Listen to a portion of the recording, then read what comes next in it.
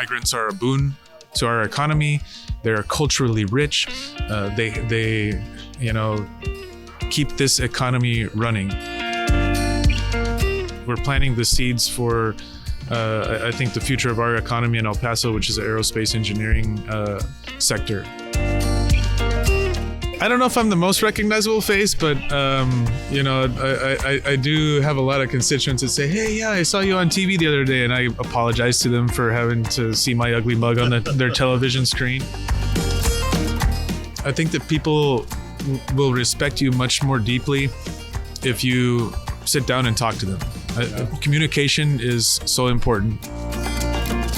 Because for me, it's one community. I mean, the only thing that's dividing us is the river and the wall. People live in El Paso and work in Juarez and vice versa, and it's one big community. Welcome to the Good Government Show. I'm your host, Dave Martin. Let's get into it. Immigration, a current hot topic. It's helping shape the presidential election, and it's a huge political football. It's also a huge divide between what Republicans see as solutions and what the Democrats want to do. But both sides agree it's an issue that needs attention. Just no one can agree on what to do. Most of us, we don't really deal with immigration issues directly. We watch what we watch and we read what we read. But just recently at the National Association of Counties Conference in Washington, I got to sit down with David Stout. He's a county commissioner in El Paso County, Texas. El Paso, a county and a city, is right on the U.S.-Mexican border. He says the crisis at the border is mainly a humanitarian crisis, but it's not the crisis some claim it to be. He says El Paso, at least, is not overrun. And he talks about how El Paso is able to take in migrants, and he checks on the number of migrants coming in just during our conversation. A former television news reporter, he's been a county commissioner for 10 years and serves as NACo's chairman of the Immigration Reform Task Force. So he has insight into the immigration issue and what he says is important. But we talk about other issues in El Paso too. And of course, we talk about where to get excellent Tex-Mex food. So join me on my conversation with El Paso County Commissioner David Stout. The Good Government Show is sponsored by Ourco. That means our community. Ourco has found a way to make government more effective. Ourco provides the OUR platform, and this is an app that blends in-person and digital interactions to connect people with their government, their county, their town, their state. The Ourco app transforms meaningful conversations into reliable data. They can turn results into projects and programs the community has essentially already approved. It's sort of like a flash poll by phone, but without the call and in real time and wherever community members are. Maybe they're at their house or their office or where they're out just talking about local issues. Maybe the choice is between putting in more local buses or expanding the bike lanes. Ourco can get you an answer immediately. With OUR, you can engage your citizens or any group, learn what they want, and build programs and policies that advance your county, your job creators, your constituents. So visit Ourco.com, that's OURCO.com, and learn how they do it. And while you're there, book a demonstration. Welcome, David Stout. You are a county commissioner in El Paso County, El Paso, Texas. Welcome to the Good Government Show. Glad to be here. Thank you. Really interested in talking with you. You are from, I would say, one of the hot spots in the nation right now. Certainly an area that's getting a lot of news interest. You're right on the Mexican border. Yep, we're in the middle of it. What's going on? We are a community that has for thousands of years, it's an area that for thousands of years has seen people traverse, come through there. That's why it's called El Paso del Norte. It's named after, it's in Spanish, the pass through the north. Okay. So you had indigenous peoples going through there for thousands of years. Of course, when the Spanish came, they came through there. It's the migration issue is not something that is new to that area, right? This is another iteration of migration, and El Paso is a very, I think, pro-immigrant community. Almost 30% of our population is foreign-born. 88% is Hispanic, mostly Mexican descent. And we are a community that's very compassionate as well. So we are happy to receive folks into our community. We understand the plight of the immigrants. We understand, why they're coming. We understand the need for them to come to our country as well. Right. And we're happy to help them on their journey to where their final destination is. As has happened since the beginning Texas of War of Independence, right. The Alamo. I mean, we've had people that have come over into the United States for a whole range of reasons. Yes, that's right. That's Yeah. right. You see the evening news and you read the papers and you read comments from different people. Is it a fair reflection of what's going on? I would say no. You go to downtown El Paso today, you would not have any idea. You wouldn't see chaos. You wouldn't see, any lack of order or the crisis that a lot of people talk about. I mean, if you want to call it a crisis, it's a humanitarian crisis, and we obviously need help with that because our local taxpayers, we're not a tax-rich community, and so it's important for us to be able to partner with the federal government, and we would hope the state government, but they're not helping us, unfortunately, to try to take care of this situation. But like I said, you go to downtown El Paso, and if you haven't been watching the news and you have no idea, ever heard of this migration situation, you wouldn't notice. It's not any different than any other downtown across the country. It's not overrun. There is no invasion. And that type of rhetoric is just disgusting. It's the type of rhetoric that provoked a man from the Dallas area to come to my community in 2019 and open fire in a Walmart in my district, right, killing 23 people, injuring another couple dozen of folks. Were you a county commissioner then? I was a county commissioner. Yep. How do you manage a crisis like that? Yeah, I mean, it's just very difficult. Sure. It's just very difficult. There was definitely chaos then when that guy. And you've came got in several there. issues there. You've got clearly racism. You have Right. media horde that descends on Yep. the place, as you know, and then the fallout from the victims and the victims. The Right. ripple effect on all those. Yeah, I mean, that's a lot to deal with. It is a lot to deal with, and our community still hasn't healed completely from that situation. We're working on it, but it's really hard to heal when we keep having people like the governor of the state of Texas, for example, talking about killing migrants himself, right? Like he was on the news a couple of weeks ago saying the only thing that we haven't done to try to keep migrants out is shoot them. And the reason why we're not shooting them is because the Biden administration would charge us with murder. That is just disgusting. And that's, that keeps that wound open and just keeps throwing salt into that wound that we have in El Paso. And I think we need to denounce that type of rhetoric at every stop. Migrants are a boon to our economy. They're culturally rich.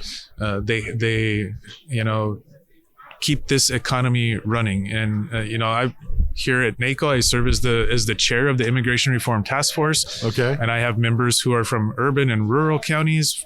They're Republicans and they're Democrats, but I think almost everybody in that room, when we have meetings, agrees with the fact that our immigration system is broken. We need migrants to come and work in our fields, to build our houses and our buildings, to serve us in our hotels, and we are doing a terrible job as a country of realizing that fact and making it easier for people to come here legally. I know in New York City, without migrants, we would never get another meal at another restaurant. Exactly. Yeah. Have you done anything proactive in El Paso to address the issue on a local level? Yeah, for sure. We have always, I think, been very, very involved in trying to serve this population. Again, we want to make sure that they're safe, just as well as we like to make sure that our community is safe. We are processing migrants. We have a processing center that we have set up. We can process up to 1,200 folks a day. You have your own processing center? Yes. The county. Separate from whatever the federal government's doing? Yep. Okay. Yep. So the federal government will pick people up or they will take them when they come across the border. When they encounter them, they will pick them up. They will process them themselves. Many of them are asylum seekers. And so they will give them a temporary parole. They'll be allowed to be in the country, and then they will hand them over to us. And the first thing we tell them is, you're no longer in detention. Welcome to the United States. Does that matter?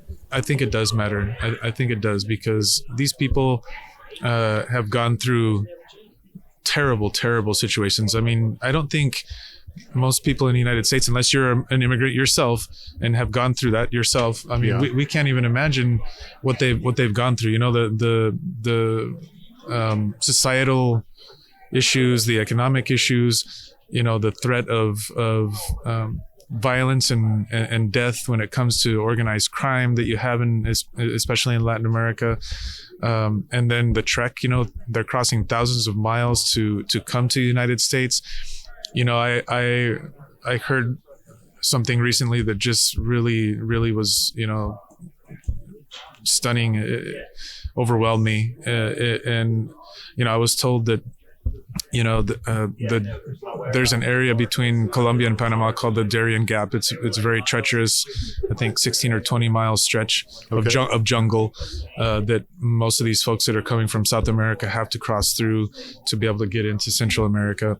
And I think the number was 80% of the women are sexually assaulted. 80% of the women that go through that area are sexually assaulted in that area. And they know that they run the risk of being sexually assaulted, in the situation that they are living in their country is so terrible that they're willing to risk being sexually assaulted to come to the United States. That's harrowing. You know, that's a harrowing fact. That is one of the saddest things that I've heard. And then, you know, and then they get here, and many times they're demonized, they're criminalized, they're taken advantage of. They're taken advantage of all the way on the way. You know, they pay $10,000, $12,000, $14,000 each to the coyotes for them to cross.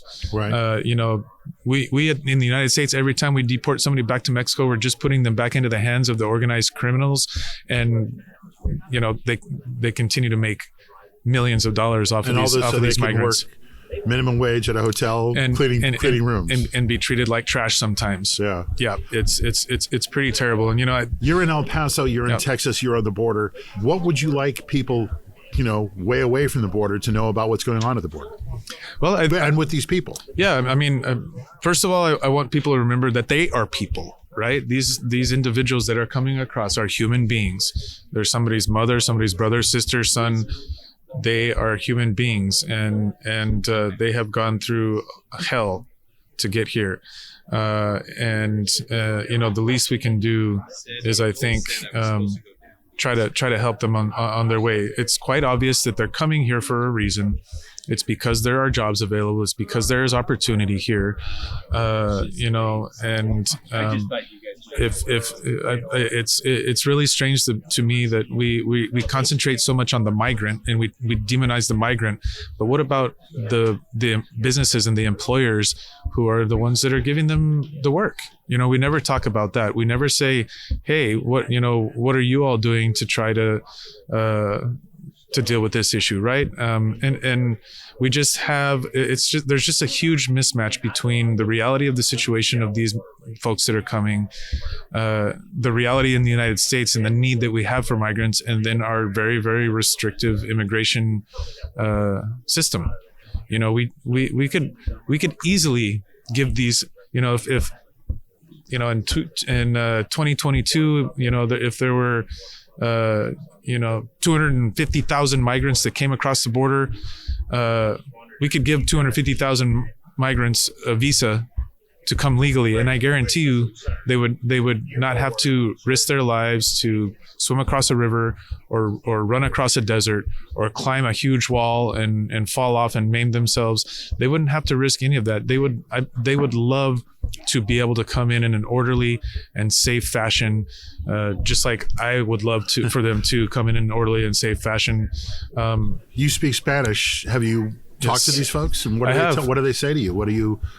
What's the conversation? I have, you know, I talk to them. I talk to them quite often, and it's. Do you routinely go to the detention center? Normal. They're normal people. Center, yeah, the processing center. Yeah, I do go to the processing center. I'll go down to one of the shelters that we have that's at a church right down on the border, just a couple of blocks from the international port of entry. Yeah, and I will talk to them, and they're normal people. They have stories, and Right. they want to make a life for themselves. They want to be successful. They want to, they're obviously here escaping many hardships, but they're very optimistic. They're so resilient. Even though they've gone through all of this, this heartbreaking. Some of these stories are heartbreaking, but they're just amazing individuals. You said you had a separate processing facility that the county maintains. How many people pass through? It depends. Right now, I think we're processing between 100 and 200 people a day. We have capacity up to 1,200. I think the most that we've gotten up to is about 800 or 900 in one day. So you have not reached capacity? No, we have not. And this is separate from the number 5,000 that's been thrown around recently. This conversation. That number 5,000. I mean, there's been points in time where we've had 5,000 in 3 days. Okay. Or less. We've had 1,200 or 1,300 people that we've been given a day. This is, we have shelters as well. We have about 600 beds that we contract out with some of the local nonprofits and homeless shelters, and so we can process up to 1,200 people a day. We can shelter up to 600. The city of El Paso is also involved in this, so we're working together. The city, the county, the federal government, and the NGO system that we have in El Paso. They are the ones that are really holding, is the federal government carrying the water for you? us. The federal government is doing a great job in collaborating with us. This administration, the prior administration, not so much. Did not. They would not. They would not talk to us. That is when you saw, some issues, some crisis, because I think it was in December of 2018. Almost Christmas time, and the Border Patrol, without any notice, dumped about 200 migrants in our downtown at the bus station.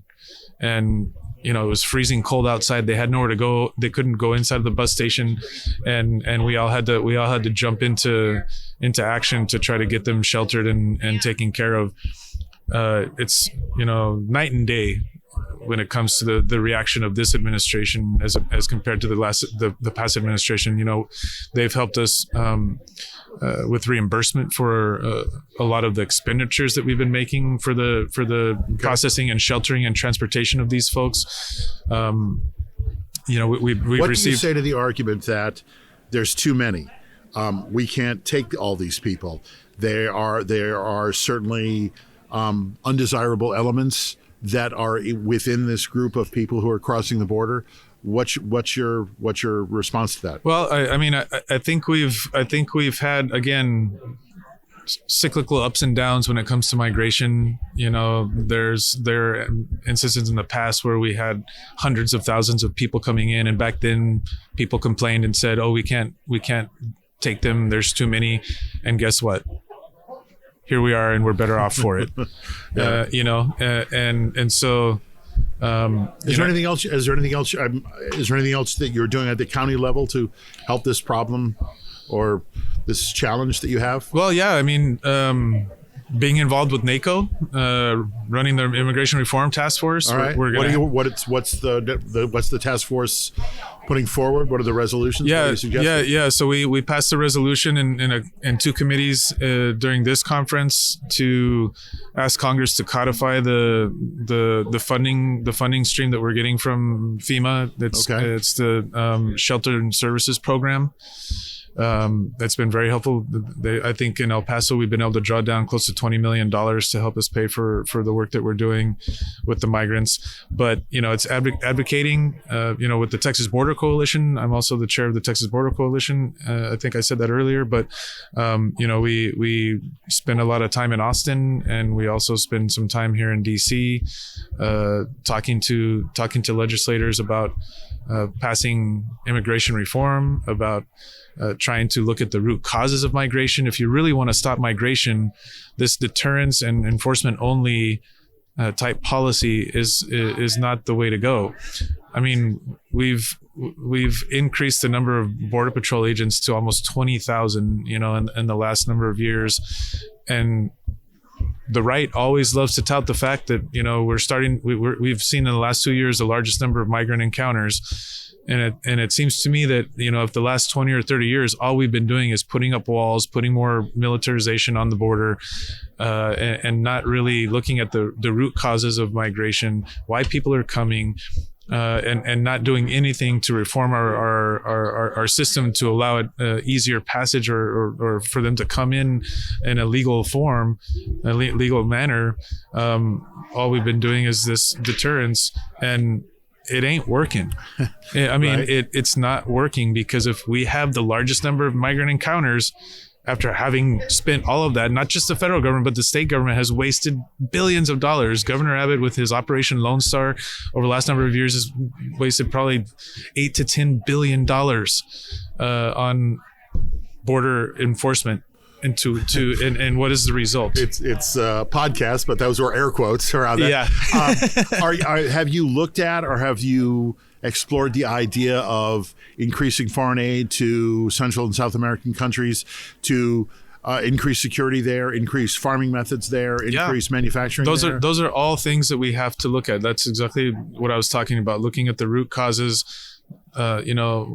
Some of the decisions that the United States has made with its foreign policy in past decades have contributed directly to the destruction of the social fabric in some of these countries, and I think it's incumbent upon us to help repair that social fabric and make sure that we provide assistance so that these folks have jobs, so that they can subsist and they can thrive if they want to stay in their home countries. If we have anyone who is, how should we say this, a supporter of Governor Abbott of Texas still listening, I'll be surprised. Throw him a bone. I mean, where do you come together in any of this?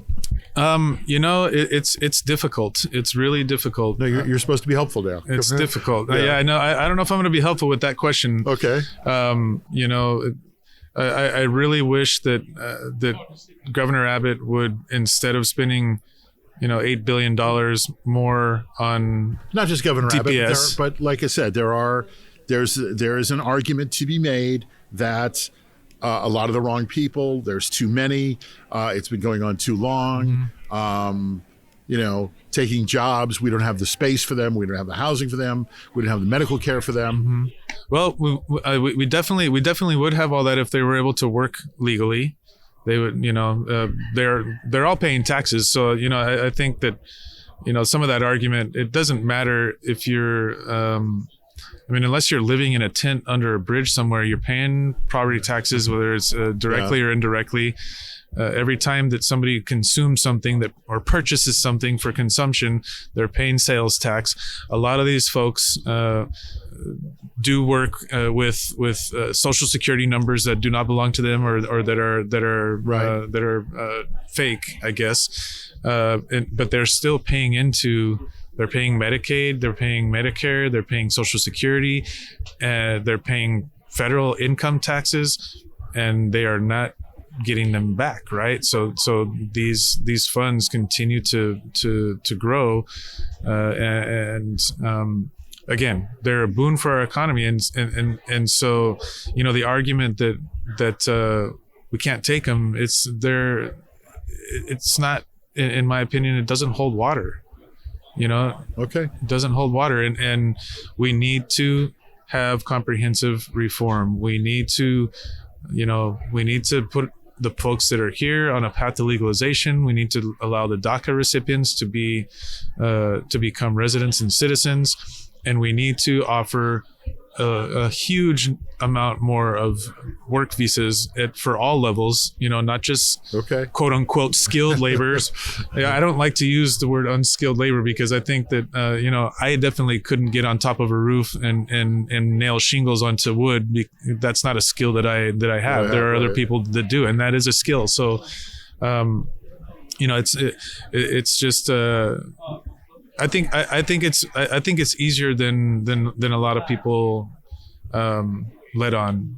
There's just a couple of things that we could do that would help this situation, and we would we keep hearing about the cartels and how dangerous they are. And yes, they're dangerous, but we are fomenting their business. We are supporting their business every time we deport somebody back to Mexico. And I do have to say that we need to stay away from conflating immigration with drug trade. Okay. It's not the same thing. According to CBP, look at CBP's website, and I think you can find numbers. CBP, Customs and Border Protection, under the Department of Homeland Security. They're the ones that run the ports of entry, our bridges. More than 90% of the illegal drugs that are coming into the United States are coming across the ports of entry, and they're coming with U.S. citizens. Okay. I repeat that, U.S. citizens. There are a lot of people like Greg Abbott that like to talk about migrants and fentanyl in the same sentence, and that is not true, and it's not fair. Drugs are not coming across on the backs of migrants. They're coming across on the backs of U.S. citizens who are being paid by the cartels to cross them at the ports of entry. And 90% of the drugs do that. And I think probably the other 10% is interdicted on our highways in vehicles and trucks, which also came across probably came across the port of entry, right? Not these folks that are risking their lives running across the desert or swimming across the river to get here. So that's something that we need to make sure that everybody understands. Well, I hope they kept listening. I hope so. Other than that, what else is going on in El Paso? What are the projects you're working on? Well, give me some good government that has nothing to do with immigration. Yeah, counties in the state of Texas have a lot to do with healthcare, mental health care. We've got a really great hospital system, our hospital district in El Paso County. We're hoping to go out to bond here in the next year or two to expand our services. We built a children's hospital a number of years ago with bond funding, and 80% of the people, 80% of the kids who had to leave El Paso County to receive their health care now can stay in El Paso and get it there. So we're making, I think, important strides in that area. When it comes to economic development, I'm really proud of a partnership that the county has with the University of Texas in El Paso. We have their aerospace engineering faculty out at a small airport that we own in the eastern part of the county. But this is we're planting the seeds for I think the future of our economy in El Paso, which is the aerospace engineering sector. We just got a $15 million grant from the National Science Foundation to work on that. We also got a $40 million grant last year from the Biden administration for advanced manufacturing. And so we're creating some great partnerships within our community to prepare an educated workforce to be able to take part in this in these industries. And so that's something that I'm very, very excited about for the future. Well, that all sounds like good government, so that's good to hear.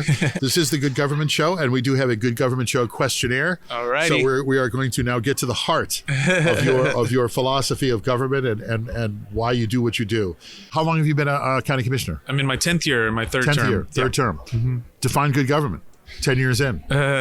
Well, it's hard to achieve good government, right? I think okay. I think that it's been one of the most rewarding opportunities I've had, but also one of the most challenging. I believe that good government is a government that is reflective of its constituency and that is responsive to its constituency, and make sure that we are efficient and try to give folks as much bang for their buck. We have to take care of their money and use it wisely. Obviously, you've been reelected more than once. Other than the ballot box on a Friday afternoon when you close up the shop for the day, for the week, how do you know if you've done a good job? That's a good question too. I feel like a lot of times we people reach out to us when we're not doing a good job. Yep.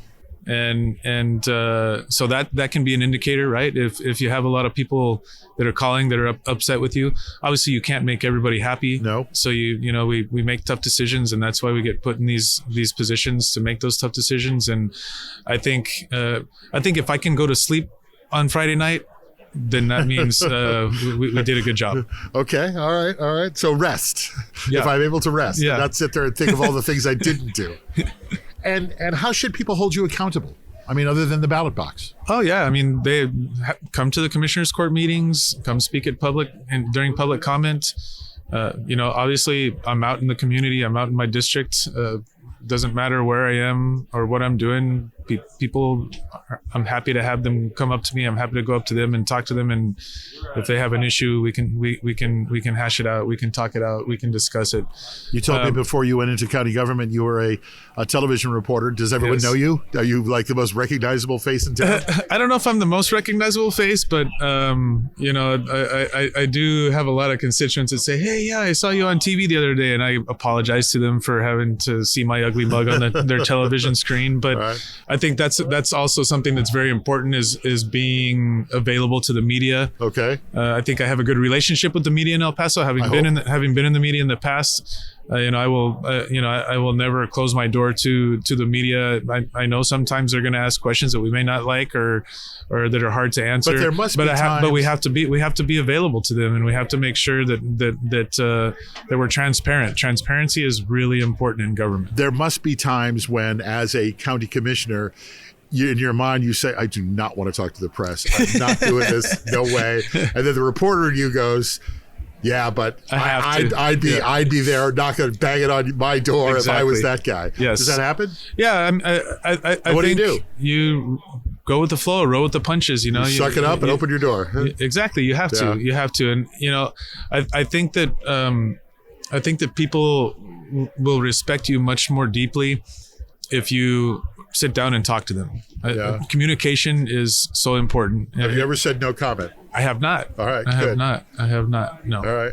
If people feel like you're not doing the right thing, or the commission's not doing the right thing, or they don't like what they're getting out of government, what would you like them to do? They have to reach out to us. They have to call us. They have to write to us. They have to send us emails. I try to be out in my district a lot. I have community meetings, on a monthly basis. I go to other community meetings. I go to neighborhood association meetings. But it's important. People need to let us know how they feel, and I wish that I could spend most of my days just going and knocking on people's doors and sitting down with them and talking to them about what their needs are. But I just don't have enough time in the day to do that, right? And wait till election season. I mean, we do it during election season. That's right. But it's just so important for us to understand how people are feeling, and we may disagree on things, but I feel like the rapport that you create with people by communicating with them wins a lot of battles for you, even if people are not happy with some of the decisions that you're making. You were a reporter on the outside, and now you're a county commissioner on the inside. What would you like people to know about government, or better yet, what's the thing that you saw once you started working in government that made you say, "Oh, I see why they do some of the things they did"? Yeah. Did that happen? It probably did at some point. I think as a reporter, and I think as a just a lay person, so to speak, I always wondered what was going on behind closed doors when the county commissioners court was having their executive session, right? Because I always wanted there to be transparency, and getting into the government and being behind that closed door, I understand, I think a little bit better why it's necessary, right? There are legal issues that we have to discuss, that if we discuss in an open session could put us in an adverse position, or could put us in a difficult position, and at the end of the day, it's for the benefit of the taxpayer, because sometimes their money is on the line when we're discussing different legal issues.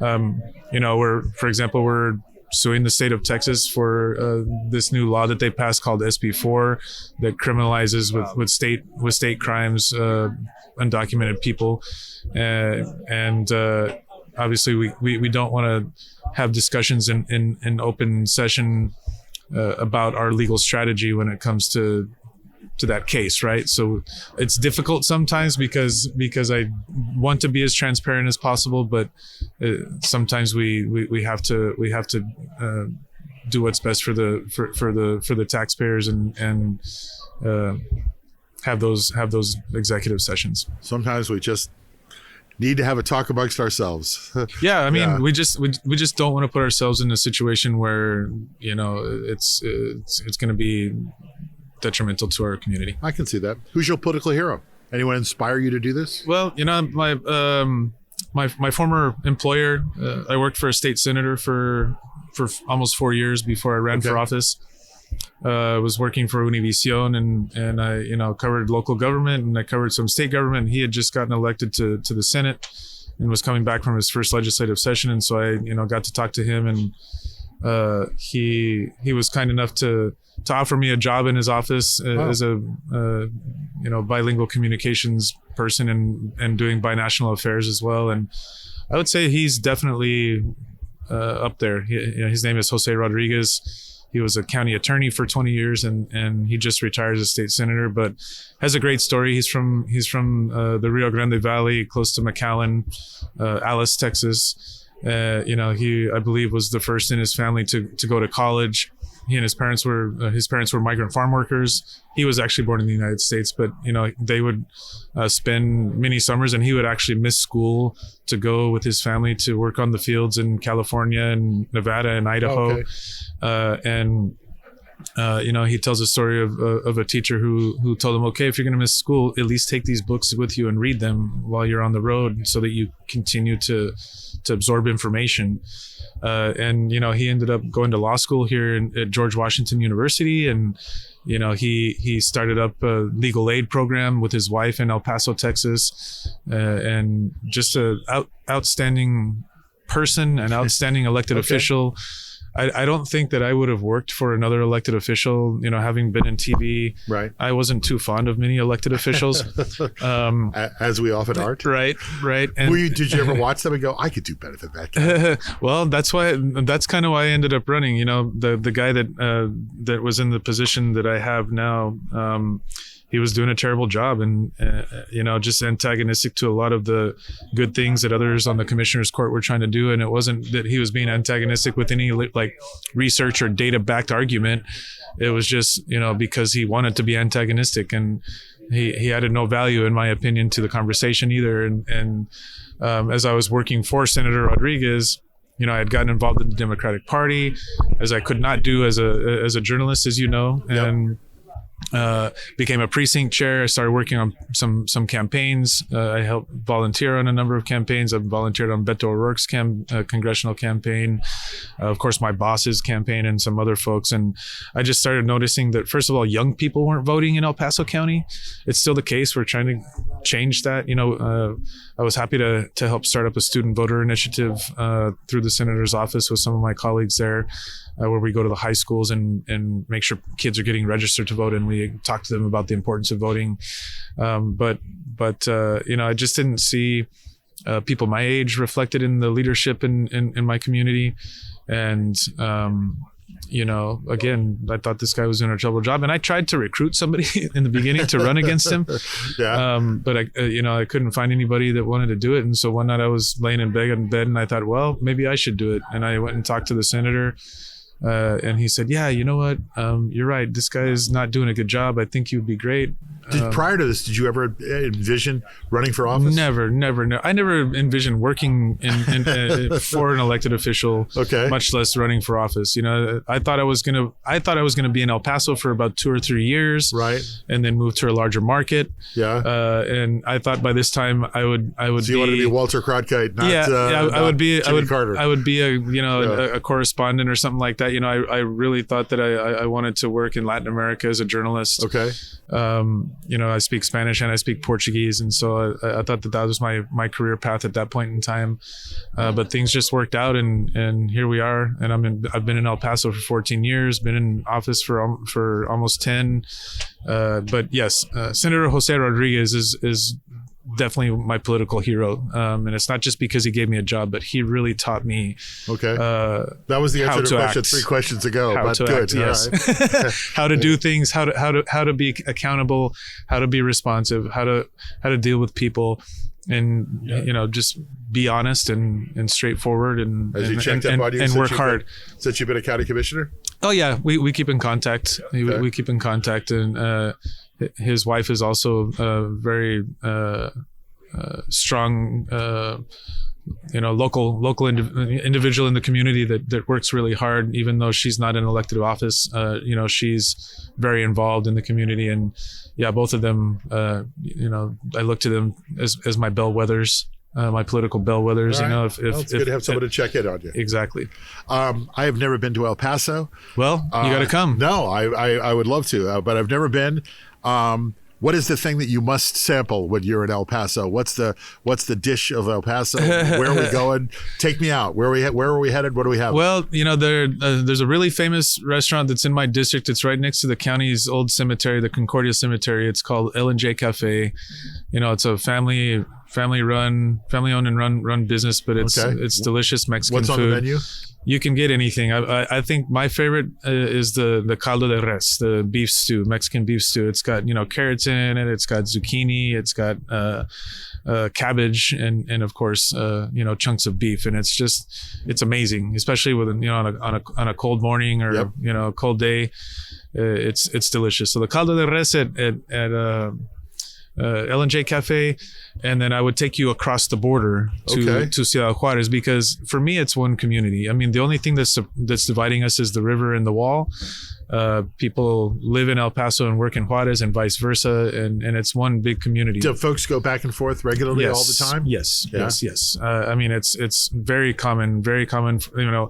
I think a lot of the students at UTEP are coming from Juarez. They're coming from Mexico. When was the last time you went over to Juarez? I go a couple times a week. Okay. I actually invested in what we call an express pass. So you can actually you have to get a trusted traveler card, either a Century or a Global Entry card. Okay. And then you can go to the Mexican side and you can buy a sticker for your car. It's like $300 a year. Okay. And there's an express line that you can come back on, because sometimes you can wait to come back to the United States hours in the regular line, right? And so, but I go so often that I thought it was valuable for me to invest in an express pass. And what do you get there that you're? There's it's just that there are great restaurants there. Yep. Some really good seafood. Some really fresh seafood that they fly in from places like Mazatlan or Los Mochis on the Pacific Ocean, like daily. It's less expensive to go eat out there as well. The movie theater is fun to go to. They have what they call a VIP movie theater that has the reclining seats and all that stuff. And it's super inexpensive. But I have a lot of friends there. I lived there for a semester when I was in college, and so I met a lot of folks there. And I've got a buddy who's a sommelier, and he's trying to. That's a good friend to have. Yes, he's trying to create awareness about wine in the Juarez, El Paso area, because I guess we're just not big wine drinkers, but so he and I love going over with him and going to different restaurants and pairing food with wine and understanding how it works. And having a sommelier as a friend can't be bad. Yeah, there's a lot of great wine coming out of Mexico these days. There's a lot of great wine coming out of Chihuahua, Baja California, Querétaro. I was just in Querétaro a couple of weeks ago, and they have a wine, they call it the Wine Route, and they have a festival, wine and cheese festival. But I would take you to the Kentucky Club, the Kentucky Bar in Juarez, which is where they claim the margarita was invented. Okay. It's a cantina that was I think open like 1919. It's been open ever since then. It's just an interesting historic old place. And good margaritas. The margaritas are good. The food is great. I feel like they have some of the best wings that I've ever had. But yeah, it's just a good old American wings in Juarez, Mexico. Yes, all exactly. Right. Hop, skip, and a jump across the border, just about 4 blocks from the port of entry, so you can walk there. There are a couple of bars that still sell this thing. When I have people in from out of town, I will take them to Juarez and I'll take them to the Kentucky Club, but I'll also take them to get a taste of what's called a chuchupaste. or they call them choo-choo shots. You don't have to shoot it if you don't want, but it's an acquired taste. It's tequila that's infused with a root that's called chuchupase. It's in the same family as celery. It grows in the southern Rocky Mountains, utilized by the indigenous folks that live in that area for respiratory ailments. Okay. Somebody decided to infuse tequila with it. And it has a very peculiar taste, but I've come to really like it. It kind of leaves your mouth a little bit tingly after you sip it, but it's just a fun thing that you're not going to find anywhere else. I've never seen it or heard of it anywhere else. Yeah. The show is called The Good Government Show. We like to end on a good government project. Tell me about something you're working on right now that you're really excited about. Yeah. So a couple of years ago, we had a district attorney that decided to retire, and he had acquired a building through a criminal asset forfeiture process. It was a strip joint, and the owners of the strip joint got busted for prostitution and a lot of bad things, and so he took possession of that building, and it's in a neighborhood that has been neglected by our community in many instances, and it was a blight in that community. And so we had a really robust community engagement process to ask them what they wanted to do with that building. He offered the county commissioners court to take control of that building when he left, and we did. And we went to the community and said, what do you want us to do with this building? We have to stay within certain parameters because of the criminal code of procedures tells us we have to, because it's a criminal asset forfeiture.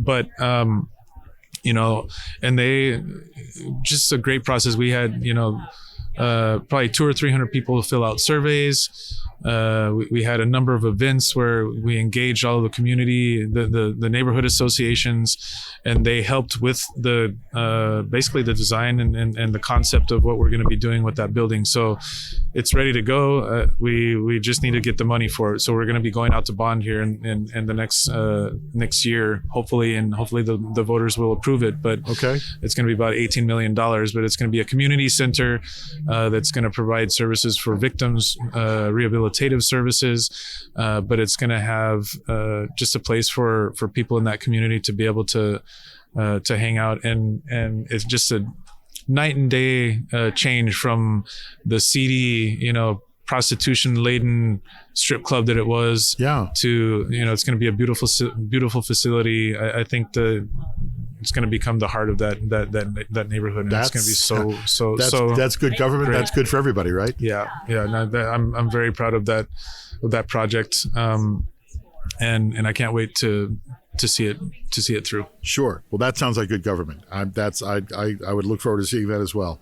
Wow, a lot going on in El Paso. Good to hear that maybe the news isn't always right. When you imagine watch that, it depends on what you watch. But yeah. Well, keep fighting the good fight. David Stout, a county commissioner from El Paso County, El Paso, Texas. Great having you on. Great to be with you. Great sharing your insight into what's going on in an issue that's certainly a hot button issue in the nation. So thanks for that, and sure. Thanks for your time. All right, thank you. What is it that county government does? That's the question county commissioners get asked the most, and the simple answer is everything. On the Good Government Show, we're so lucky to have talked with so many county commissioners and other county officials that have shown us how effective county government is. County government dates back to, get this, 1634, making it one of the oldest forms of government in the United States. Think about it. Roads, highways, hospitals, schools, recycling, law enforcement, water, sewers, and most of the county, those services are maintained by the county. That's county government. The National Association of Counties represents all 3,069 counties across the USA. NACo helps county government work better together through things like sharing best practices. When county government works well, that's just good government. First, I want people to remember that they are people. That's what El Paso County Commissioner David Stout says. And he says they've gone through hell to get here. And that's Commissioner Stout's take on the immigration experience. a thought we should all keep in mind, no matter what side of the immigration debate we're on. An excellent conversation and great local insight on an issue that's being talked about nationally. Thanks to El Paso County Commissioner David Stout for talking with us and shedding some light on an issue that's right there in his backyard. Well, that's our show. Join me again for another conversation with another leader in government as we get their take on what makes government work and work better for all of us. If you like what you hear, please review us where you listen, like us, and share us with your friends. And this season on The Good Government Show, we have some new friends. If you like what we're doing here on The Good Government Show, well, check out our friends over at How to Really Run a City podcast. It's hosted by a couple of smart, hilarious, and outspoken former two-term mayors, Atlanta's Mayor Kasem Reed and Philadelphia's Mayor Michael Nutter. Each episode features a different A-list guest sharing their secrets about how to really get stuff done in the urban laboratories we call cities. Check out How to Really Run a City, brought to you by the nonprofit Philadelphia Citizens, co-hosted by award-winning journalist and author Larry Platt, wherever you get your podcasts, and at thephiladelphiacitizen.org/podcast. So thanks for listening. I'm Dave Martin, and this is The Good Government Show.